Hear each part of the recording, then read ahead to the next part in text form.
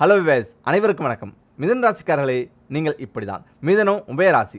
ராசிக்கரத்தில் 60 முதல் 90 பாகை வரையிலும் இருக்கும் பகுதி மிதுன ராசியில் அடக்கம். ஆண் பெண் இருவரது இணைப்புக்கு மிதுனம் என்ற பெயர் உண்டு. ஆம், பெண்மையும் ஆண்மையும் சம அளவில் மிளிரும் ராசி.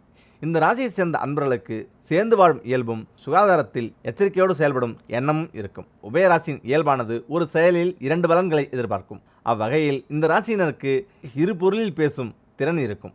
ஒரு கல் 2 மாங்காய் என்ற இலக்கு இவர்களுக்கு இருக்கும். இவர்களின் செயல்பாடு விருப்பத்துக்கு இணங்க மாறிக்கொண்டிருக்கும். ஒரே தருணத்தில் பல வேலைகளில் கண்ணோட்டம் இருக்கும். தீராத பிரச்சனைகளை தீர்த்து வைப்பதில் ஆர்வம் இருக்கும்.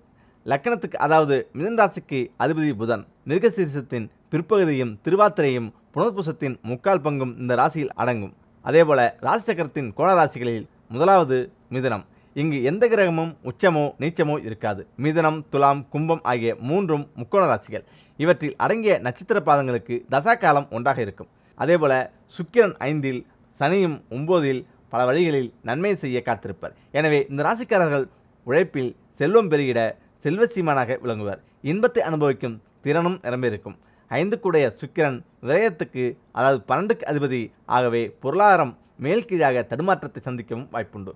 அதே நேரம் கும்பத்துக்கு உடைய சனி பாக்கியாவதி 9இல். ஆதலால் பொருளாதார வீழ்ச்சியை உழைப்பின் மூலம் சரி செய்து விடுவார்கள். எனினும் சுலபமான வழியில் அடைய வேண்டிய அதிகமான உழைப்பை அளித்து இதை பெறுவர்.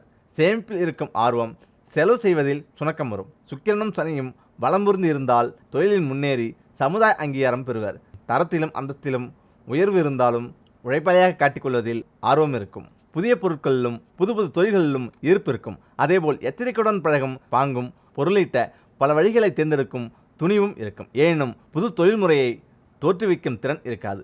பலரது கண்டுபிடிப்பில் இணைந்து தனது லாபத்தை பெருக்க முற்படுவது உண்டு.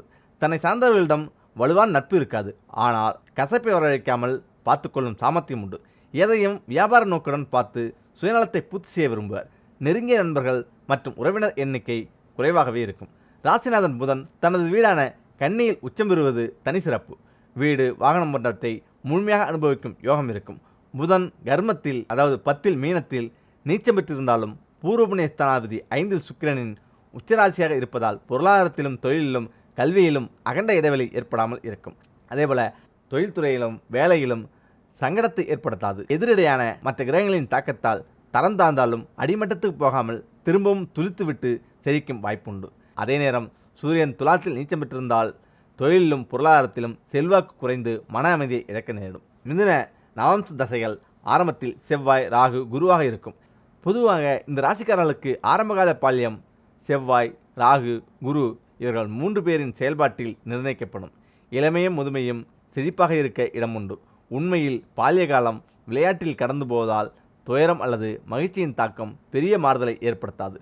சனி, புதன், கேது, சுக்கிரன் தசைகள் படிப்படியாக செயல்படும். மிதுன ராசிக்காரர்கள் புதனை வழிபடுங்கள். சுக்கிரனையும் சனியையும் சேர்த்து வழிபடலாம்.